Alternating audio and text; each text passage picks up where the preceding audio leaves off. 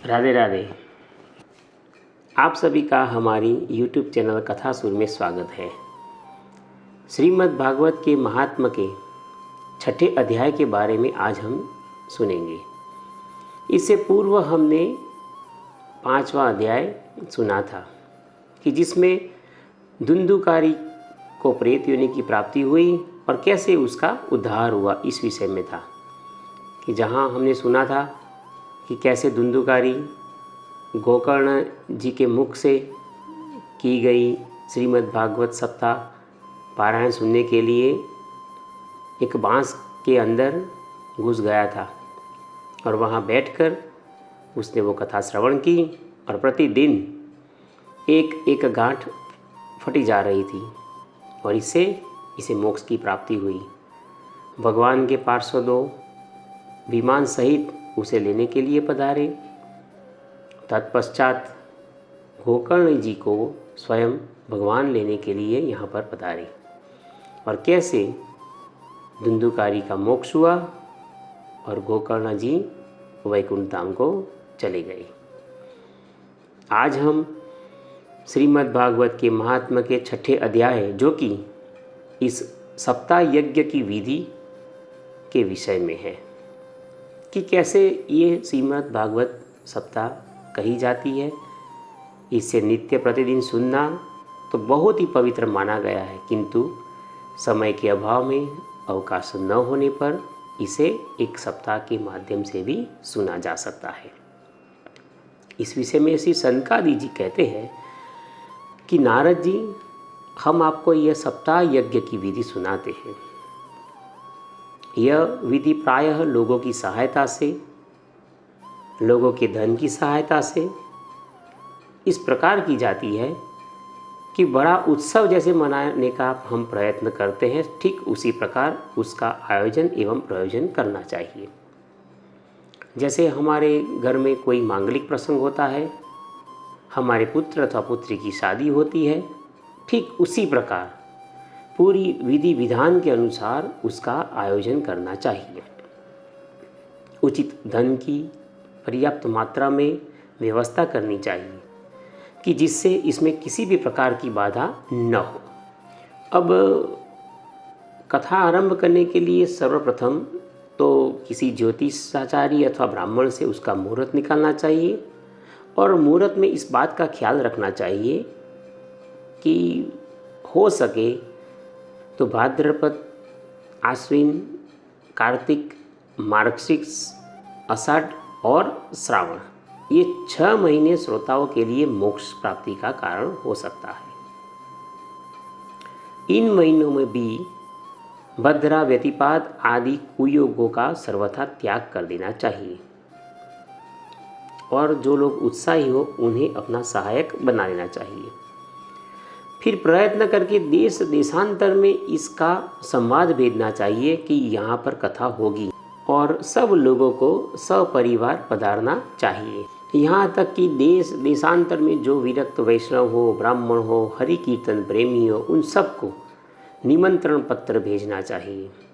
और जैसे हम शादी ब्याह में अपने पुत्र पुत्री का जो प्रसंग होता है उसमें जो निमंत्रण पत्रिका लिखते हैं उसको भी उत्सव की तरह हम मनाते हैं, ठीक उसी प्रकार इसका भी निमंत्रण पत्रिका के बारे में भी उत्सव मनाना चाहिए।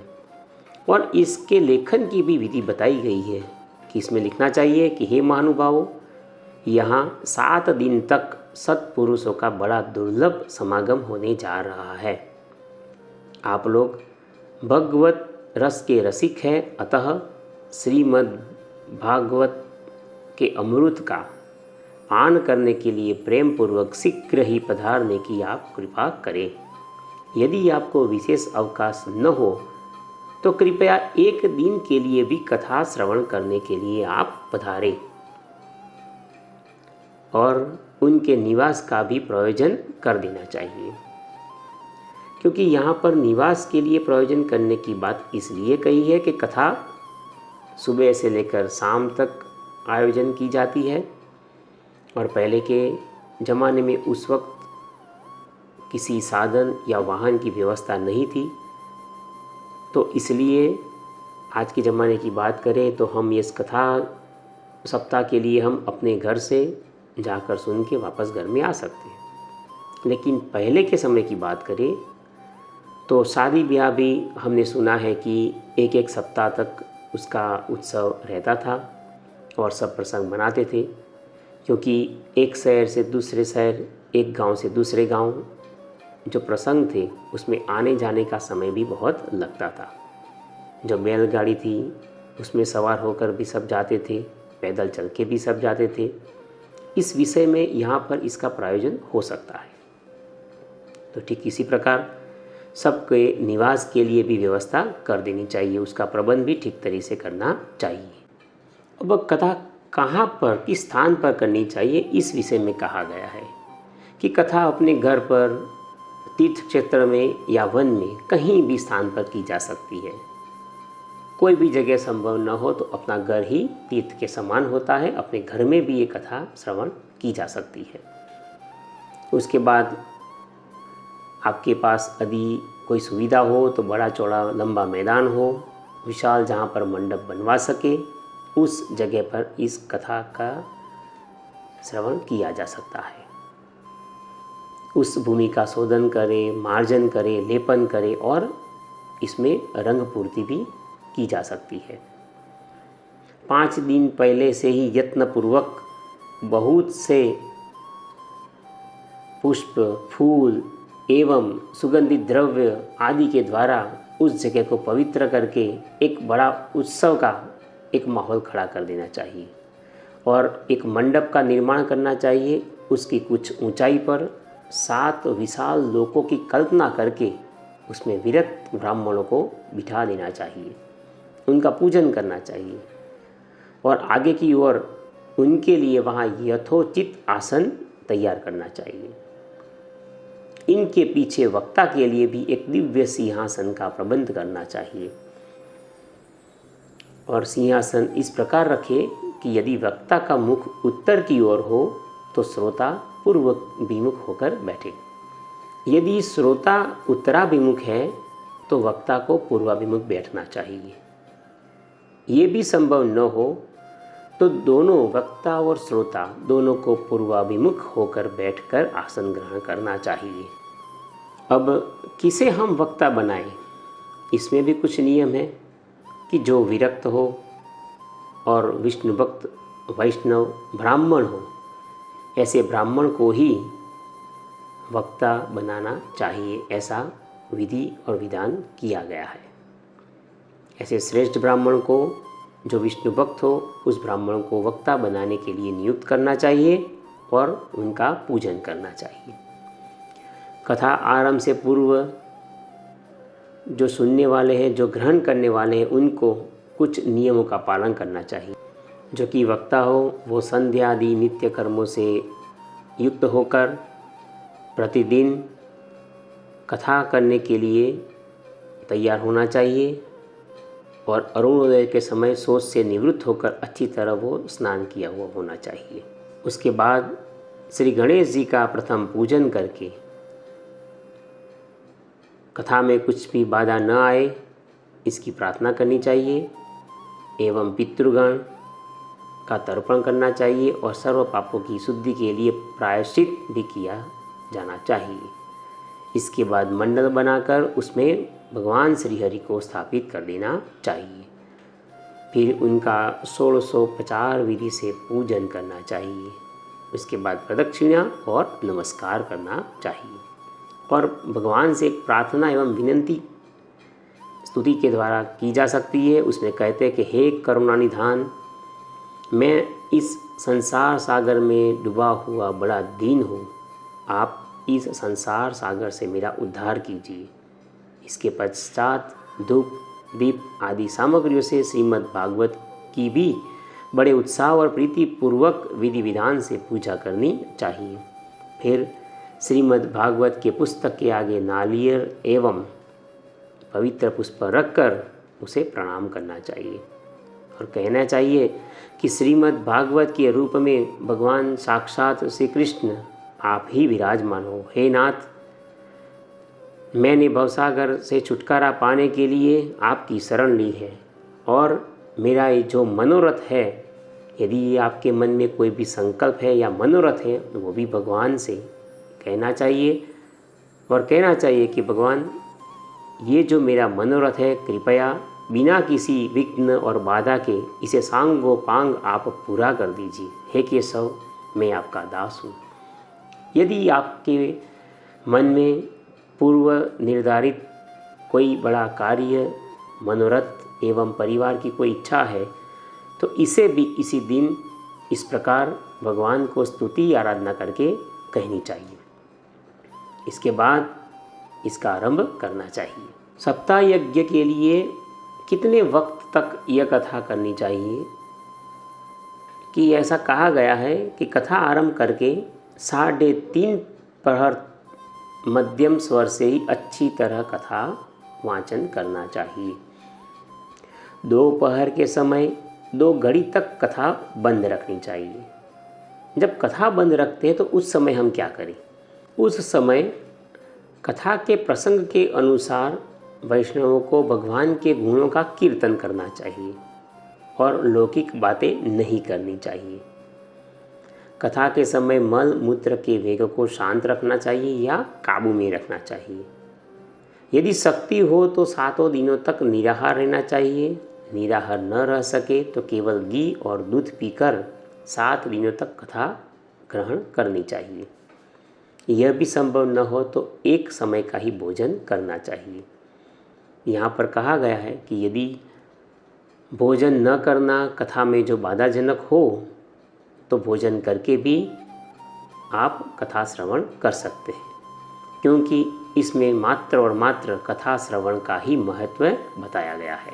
इसके पश्चात कुछ और नियम है कि उसे भूमि पर सोना चाहिए, गौ सेवक की तरह रहना चाहिए, स्त्री और राजा का मान सम्मान करना चाहिए, किसी की निंदा न करनी चाहिए, महापुरुषों की, माता पिता की किसी की निंदा नहीं करनी चाहिए, हो सके तो मौन रहना चाहिए।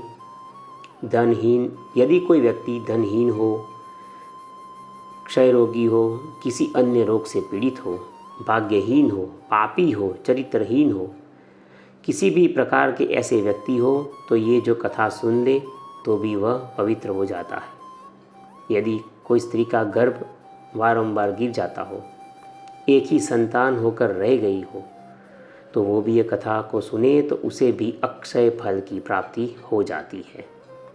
यह अत्युत्तम दिव्य कथा करोड़ों यज्ञों का फल देने वाली है। इस प्रकार व्रत की विधि का या सप्ताह यज्ञ की विधि का पालन करना चाहिए। इस प्रकार कथा समाप्त या विराम होने के बाद सबको प्रसाद, तुलसी और मालाएं देनी चाहिए। मृदंग, ढोल और सुंदर कीर्तन करते करते नगारे बजाने चाहिए, शंख ध्वनि करनी चाहिए और पुष्पों की वर्षा करनी चाहिए। कथा जब विराम ले या पूर्ण हो, उसके दूसरे दिन हो सके तो इस कर्म की शांति के लिए श्रोता यदि विरक्त हो तो उसे गीता पाठ करना चाहिए। श्रोता यदि गृहस्थ हो तो उसे हवन करवाना चाहिए। उस हवन में श्रीमद् भागवत के 10वें स्कंद के प्रत्येक श्लोक की विधि पूर्वक आहुति देनी चाहिए। उसमें खीर, मधु, घृत, तिल और अन्न आदि सामग्रियों का प्रयोग करना चाहिए। यह भी हो न सके तो एकाग्र चित्त से गायत्री हवन करवाना चाहिए, क्योंकि तत्वतः यह महापुराण गायत्री स्वरूप ही है। यदि होम करने की शक्ति न हो तो उसका फल प्राप्ति करने के लिए ब्राह्मणों के द्वारा जो हवन किया जाता है उस सामग्री का उन्हें दान कर देना चाहिए। और यह भी हो न सके तो समग्र दोषों की शांति के लिए विष्णु सहस्त्र नाम का पाठ करना चाहिए। इससे सभी कर्म सफल हो जाते हैं। उसके बाद ब्राह्मणों को भोजन कराए, सब कथा जो भी सुनने वाले हैं उनको भी भोजन कराए, और यदि सामर्थ्य हो तो गौ और सुवर्ण का दान करें। इससे भी अधिक 3 तोले के सोने का एक सिंहासन बनवाए और उस पर सुंदर अक्षरों में लिखी हुई श्रीमद् भागवत की पोथी रखकर उसकी विधि विधान से पूजन करके उसे किसी योग्य ब्राह्मण को दान देना चाहिए। इससे जन्म मरण के बंधनों से मुक्ति मिल जाती है। इस प्रकार इस सप्ताह की विधि जब बता रहे थे तब कथा के अंत में ज्ञान, वैराग्य और भक्ति एकदम पुष्ट होकर सब जीवों का चित्त अपनी ओर आकर्षित करने लगे। हमने पहले भी इस विषय में कहा था कि जब भक्ति, ज्ञान और वैराग्य जर्जरित हो चुके थे, उन्हें बड़ी चिंता हो रही थी, तो नारद जी ने प्रयत्नपूर्वक उनका दुख दूर करने के लिए ही श्रीमद् भागवत कथा का श्रवण का आयोजन किया था। उनका संकल्प भी इस प्रकार बहुत अच्छी तरह से पूर्ण हुआ और जो कष्ट था ज्ञान, भक्ति और वैराग्य को, वो सब दूर हो गया और वो बड़ी प्रसन्नता से भगवान को अपना नतमस्तक होकर प्रणाम करने लगी।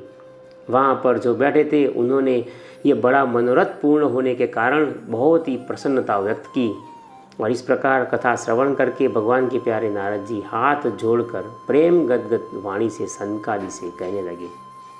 नारद जी ने कहा, मैं धन्य हूँ, आप लोगों ने मुझ पर बड़ी करुणा की है और आप लोगों ने मेरा मनोरथ पूर्ण करवाया है। सूत जी कहते हैं, सौनक जी, वैष्णव श्रेष्ठ नारद जी यूँ कह ही रहे थे कि वहाँ पर घूमते फिरते योगेश्वर सुखदेव जी आ गए। सुखदेव जी की आयु 16 वर्ष की थी। वो दिव्य और पूर्ण ज्ञान वाले महासागर का संवर्धन करने के लिए जैसे चंद्रमा के समान दिखते हैं वैसे वे दिखते थे। उनका नारद जी सब ने साथ मिलकर पूजन किया और सुखपूर्वक उनको उच्च आसन पर बिठाया। तब सुखदेव जी बोले कि रसिक एवं भावुक जन, यह श्रीमद् भागवत तो वेद रूप कल्प वृक्ष का परिपक्व फल है। श्री सुखदेव रूप सुख के मुख का संयोग होने से अमृत रस से वह परिपूर्ण है। यह तो रस ही रस है, इसमें तो न छिलका है न गुठली है। यह इसी लोक में ही दुर्लभ है। अरे यह रस तो वैकुंठ लोक, सत्यलोक, कैलाश लोक, स्वर्ग लोक, किसी भी लोक में संभव नहीं है। इसलिए भाग्यवान श्रोताओं, आप इसका खूब पान करो और इसे मत छोड़ो। यही बात सुखदेव जी जब कह रहे थे तब एकाएक वहाँ पर प्रहलाद, बलि, उद्धव और अर्जुन के साथ अपने पार्षदों सहित भगवान श्रीहरि, भगवान श्री नारायण वहाँ पर प्रकट हो गई। सभी भक्त भगवान को देख के ही अपने आँखों में आंसू लेकर दो हाथ जोड़कर इतने प्रसन्न हो गए कि कुछ भी बोल न सके। आप कल्पना भी कर सकते हैं कि यहाँ जो भागवत की कथा होती है उसकी जब पूर्णाहुति होती है, जब सुखदेव जी वहाँ पर आते हैं और भगवान प्रकट होते हैं तो वो दृश्य कैसा होगा। करोड़ों सूर्य के समान तेजस्वी भगवान श्रीहरि वहाँ पर पधारते हैं। मनोहर उनकी मुखाकृति है, देखने में दिव्य, और ऐसा कि एक क्षण के लिए भी दृष्टि वहाँ से चलित न हो। सब ने भगवान को प्रसन्न देखकर उनको उच्च आसन पर, विशाल सिंहासन पर भगवान को बैठने की याचना की। भगवान वहाँ पर विराजते हैं। सब लोग उनका पांव छूकर साष्टांग प्रणाम करके आशीर्वाद ग्रहण करते हैं। ये दृश्य देखने के लिए तो कैलाश से भगवान महादेव जी, पार्वती जी सहित और ब्रह्मा जी भी वहाँ पर पधारते हैं। एक क्षण इतनी आनंदमयी है, इतनी प्रसन्न चित्त वाली क्षण है कि इसे कोई भी छोड़ना नहीं चाहता। भगवान वहाँ पर देखते हैं कि सब कीर्तन में मशगूल है।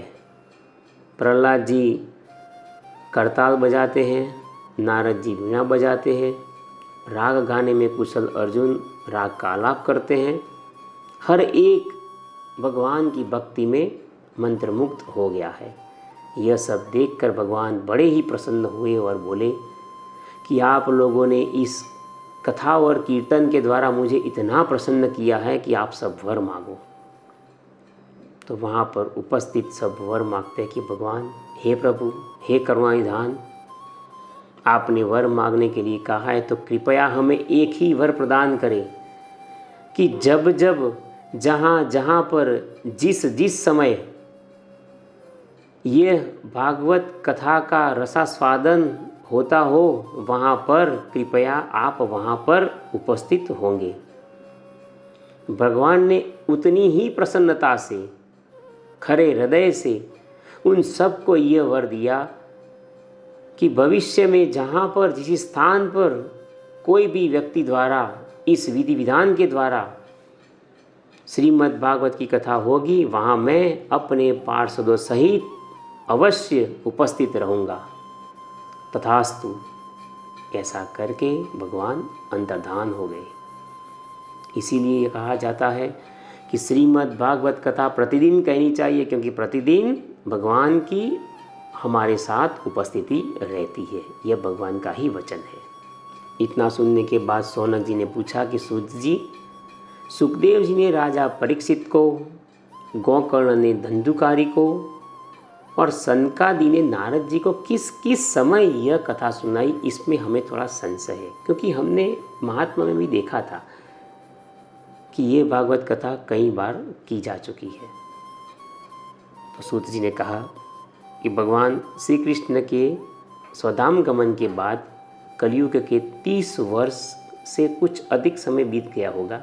तब भाद्रपद मास की शुक्ला नवमी को सुखदेव जी ने कथा का आरंभ किया था और राजा परीक्षित को सुनाई थी। उसके बाद कलयुग के 200 वर्ष बीत जाने पर आषाढ़ मास की शुक्ला नवमी को गोकर्ण जी ने धुंधुकारी को यह कथा सुनाई थी।